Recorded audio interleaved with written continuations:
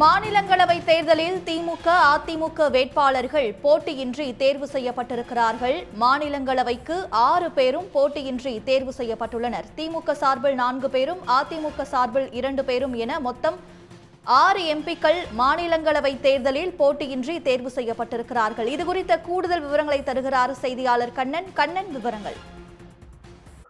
தமிழகத்தில் விரைவில் காலியாக உள்ள 6 மாநிலங்களவை பதவிகளுக்கான தேர்தலை தேர்தல் ஆணையமானது அறிவித்தது.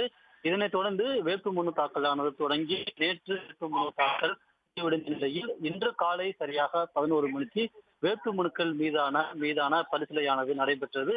தேர்தல் நடத்தும் அதிகாரி சுப்பிரமணியன் தலைமையில் இந்த வேட்புமனுக்கள் மீதான பரிசீலனையானது நடைபெற்றது. இந்த பரிசீலனையில் திமுக சார்பில் வேட்பாளர்களாக போட்டியுள்ள வில்சன் மற்றும் சல்மா ஆகியோர் கலந்து கொண்டனர்.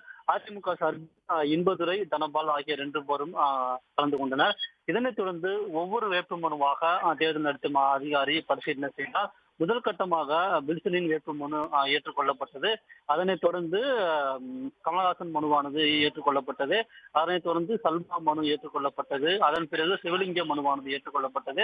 இதனைத் தொடர்ந்து அதிமுக வேட்பாளரான இன்பதுரை மற்றும் தனபால் ஆகியோரின் வேட்புமனுக்களாலும் ஏற்றுக்கொள்ளப்பட்டது. இதன் பிறகு அந்த 10 எம்எல்ஏக்கள் முன்மொழிவு இல்லாத காரணத்தால் சுயேட்சை வேட்பாளர்கள் அனைவரின் வேட்புமனுக்களும் தள்ளுபடி செய்யப்பட்டது, நிராகரிக்கப்பட்டது. இதன்படி பார்த்தோம் என்றால் தற்போது 6 பதவிகளுக்கு 6 வேட்பாளர்களின் வேட்புமனுக்கள் மற்றும் ஏற்றுக்கொள்ளப்பட்டதால் இவர்கள் அனைவரும் போட்டியின்றி தேர்வு செய்யப்பட உள்ளனர். ஆனாலும் வேட்புமனுக்களை திரும்ப பெறுவதற்கான கால அவகாசம் 12ஆம் தேதி மாலை 3 மணி வரை உள்ளது. எனவே 12ஆம் தேதி மாலை 3 மணிக்கு பிறகு இவர்கள் அனைவருக்கான வெற்றி பெற்ற சான்றிதழை தேர்தல் நடத்தும் அதிகாரி சுப்பிரமணியன் வழங்குவார் என்று எதிர்பார்க்கப்படுகிறது. காலை 11 மணிக்கு தொடங்கிய வேட்புமனு பரிசீலனையானது தற்போது நிறைவு பெற்றுள்ளது.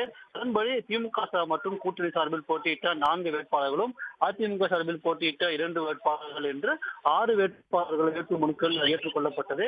இவர்கள் அனைவரும் போட்டியின்றி தேர்வு செய்யப்பட உள்ளனர்.